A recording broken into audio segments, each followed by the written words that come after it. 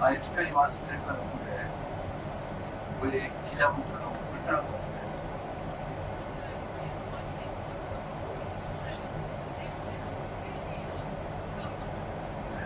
불편하지 않으세요?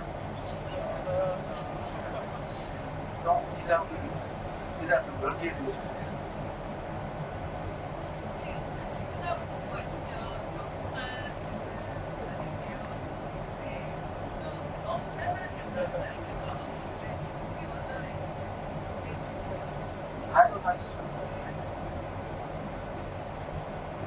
대통령님, 저 연합뉴스 이용섭입니다.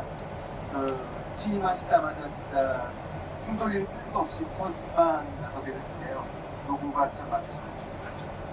대통령께서 이제 대선 때부터 국익 중심 실용 외교를 굉장히 하셨는데, 국민들도 그러다 보니까 아무래도 지금 한미 간 현안지에 통상 관세 협상에 관심이 굉장히 집중되어 있거든요. 혹 이번 기회에 혹은 이 다음이라도 미국 트럼프 행정부를 상대를 할 때 이것만큼은 한국 정부 입장으로 꼭 관철하고 싶다거나 이런 메시지만큼은 꼭 가기시키고 싶다거나 좀 생각해 주시기 위해서 구체적인 협상 내용은 협상이라는 게 워낙 변수가 많아서 뭐라고 딱 정하기는 어렵습니다. 그런데 중요한 것은 최소한 다른 국가에 비해서 너무 무리한 상황에 처하지 않게 하는 게 중요한 과제인 것입니다. 우리 기업들도 다른 나라와 동일한 조건이라면 어차피 똑같은 경쟁인데 해볼 만하지 않냐 이런 말씀을 하시더라고요. 그 얘기를 듣고 나니까 마음이 편해졌어요. 왜 그러고 하는 게 한쪽에만 이익이 되고 다른 쪽은 손해가 없게 되는 것은 바람직하지 않아서 모두에게 도움이 되는 상호 고해적인 결과를 만들어내는 것들을 해야 됩니다. 또 그렇게 만들어야 되겠습니다. 워낙 여러 조건들이 많이 겹쳐있기 때문에 얘기를 해보고 최선 다하도록 하겠습니다.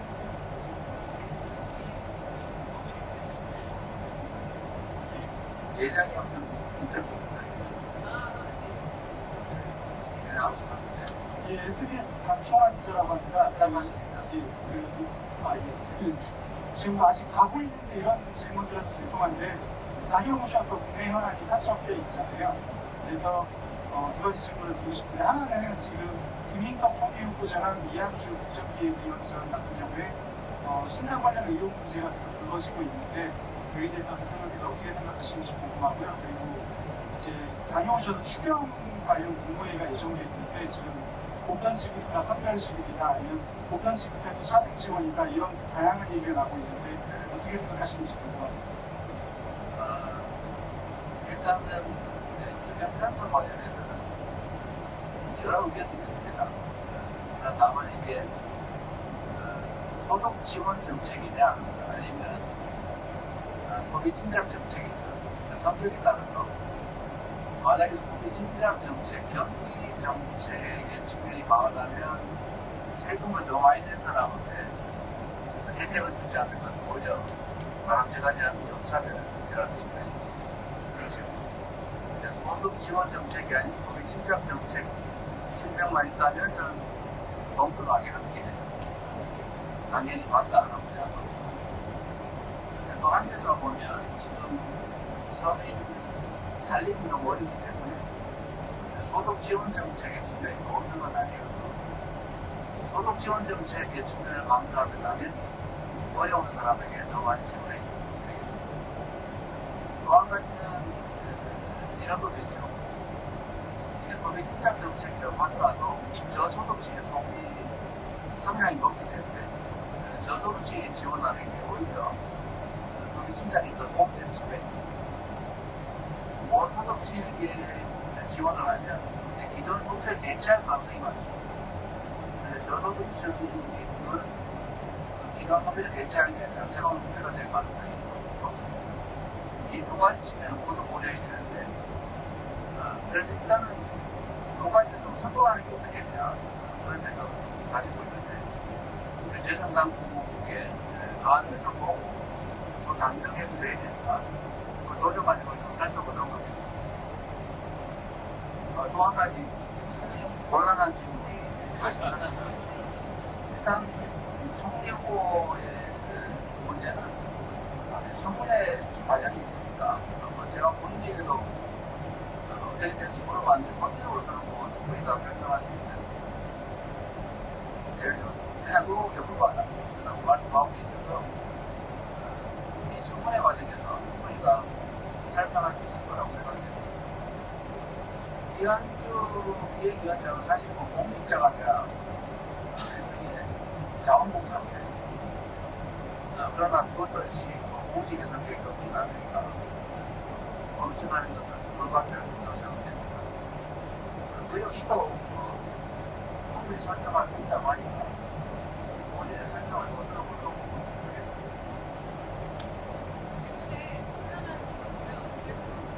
박수 안 해줍니다. 이거 너무 차라리 시간이 10분 하십니다.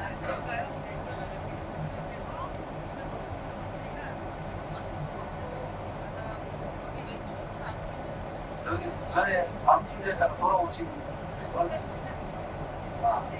새로 방수대에다가 돌아오신 조금만 느낌을 주십니다.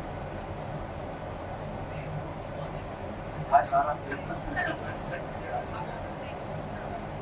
네, 신문 김영상이라고 합니다. G7 정상회의 관련해서 여쭤보고 싶은데 취임 2주도 안 되어 가시고 결정하신 배경을 부장님 직접 말씀을 듣고 싶고요.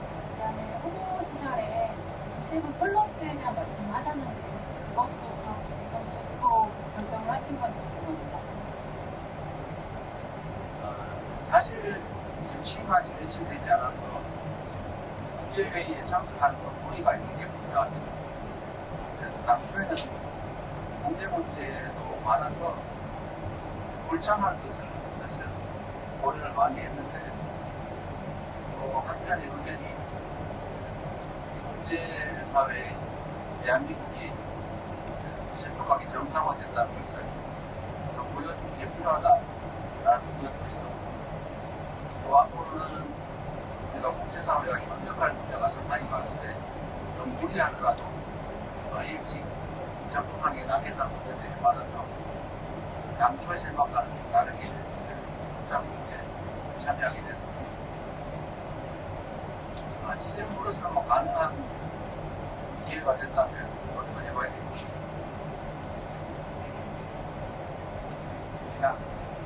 지난해 비상계엄 이후에 미국, 유럽, 일본들이 다 한국의 민주주의에 우려를 표했고요. 영국 같은 경우에는 여행 조치, 여행 검거 조치를 수정을 요구하기로 했습니다.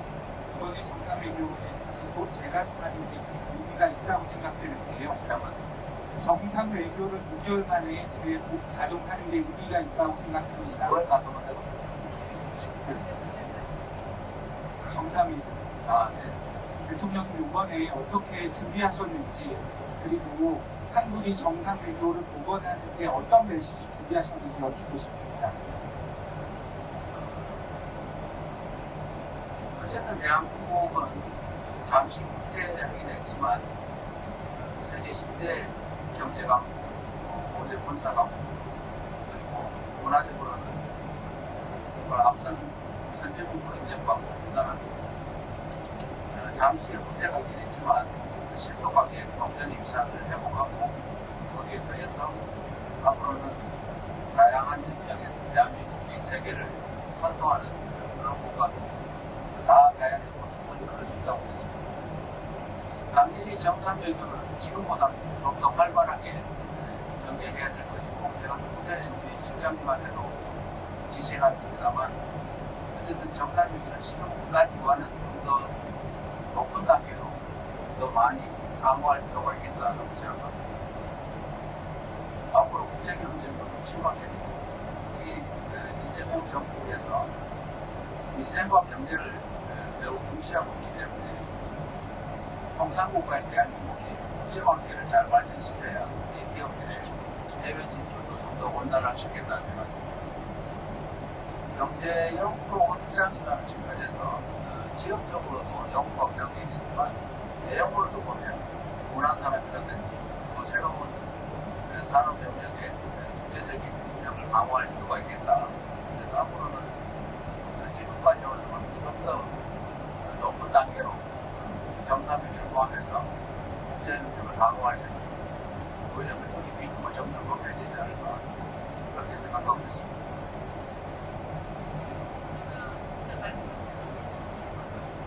네, 에드엔 송정기자입니다. 저는 쑥스러운 질문이에요. 대통령이 오늘 첫 국정 지지율 조사 결과가 나왔습니다. 58.6%가 나왔는데 이 수치에 만족하시는지 궁금하고요. 그리고 임기 시작하시는 출발이시기 때문에 저희가 나중에 기록용으로 활용한다는 측면에서 질문을 드리는 건데 임기를 끝내실 때쯤 이 정도의 지지율이라면 내가 성공한 제법 잘한 대통령이다라고 만족을 하실 수 있는 수치가 어느 정도인지도 궁금합니다. 어려운 질문인데요. 근데 저는 언제나 공직을 시작할 때보다 완식된 지지율이 높았던 것 같습니다. 제가 경기도지사 출마할 때도 전국 꼴찌였는데 마실 때는 가장 높았죠. 선관 시장 때도 아슬아슬하게 있기 때문에 마실 때는 아마 시장 만족도가 80% 정도 됩니다. 최선을 다할 생각입니다. 그리고 그게 외양이나 이미지가 아니라 우리 국민들의 실질적인 삶이 개선되고 대한민국 단단해도 무엇을 하고 있다라고 생각할 수 있도록 최선을 다할 생각입니다. 목표치를 정하는 건비입니다. 출발 때보다는 마실 때 더 높아졌으면 하는 기대를 가지고 있습니다. 그렇게 되도록 최선을 다할 생각입니다. 평가야 결국은 결과로 우리 국민들이 하게 되지 않을까 그렇게 생각합니다.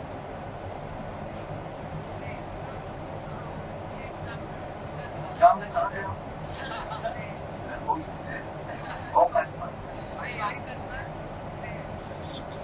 대통령님, 한국인도 이성 팬티라고 합니다. 이번에 첫 해외 순방 준비하셔서 고생 많이 하셨을 것 같고요. 여러 다른 질문들이 좀 나왔을 건데, 이번에 특검 3가지가 한 번에 이제 출범을 해서 준비를 좀 하시고 있는데요.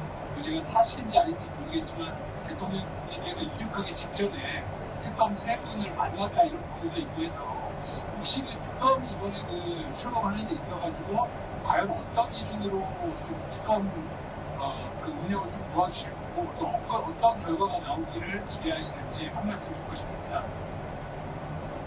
저는 그 3번 특검 아직 얼굴도 한 번 본 게 없습니다. 개인적으로 이름을 알는 사람은 누군지 감사원 계시더라고요.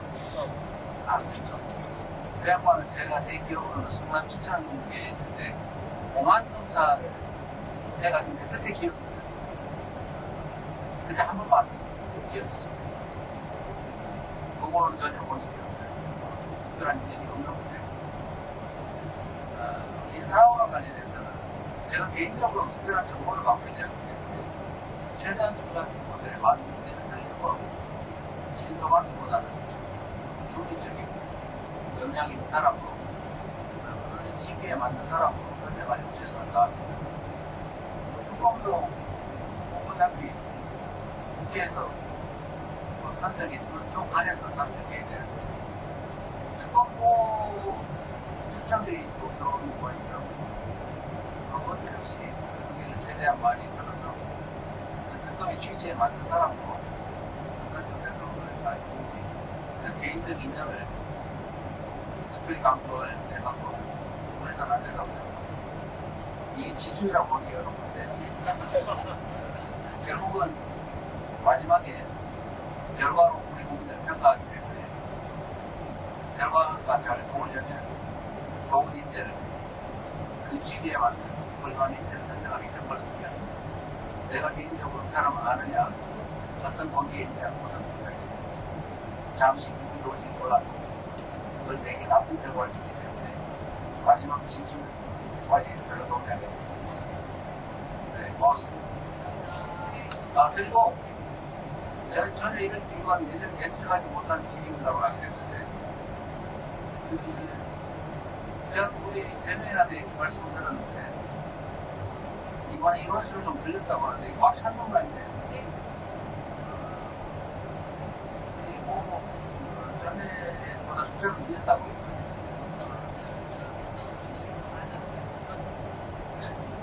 그래서 저희는 이제 언론인 여러분들한테 최대한 기회를 좀 많이 드리자 이런 입장입니다.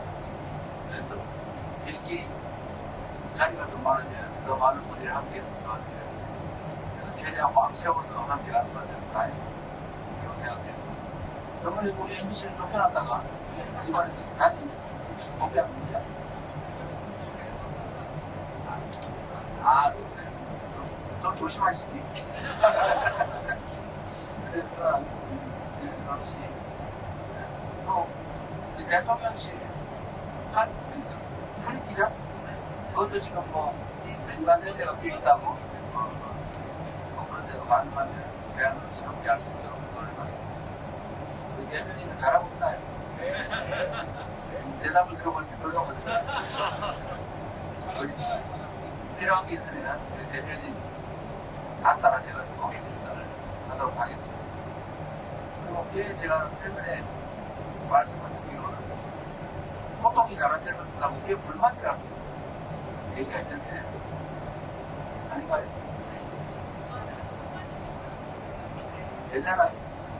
아닌가요? 점차 아마 초기라서 시스템이 잘 안 도와주시는 바람에 조금 이게 소통에 문제가 있는 것 같습니다. 좀 바꾸다 보니까 그랬으면 안 되는 말인데 우리 부대변인들 때문에 따라온다니 인원수 때문에 대변인 원하고 앞으로 대변인실이 좀 체제가 갖춰지면 여러분들의 불편함이나 이런 것도 많이 개선될 겁니다. 이제는 국민들의 눈과 이 역할을 하시는 분들이니까 잘 부탁드립니다. 고맙습니다.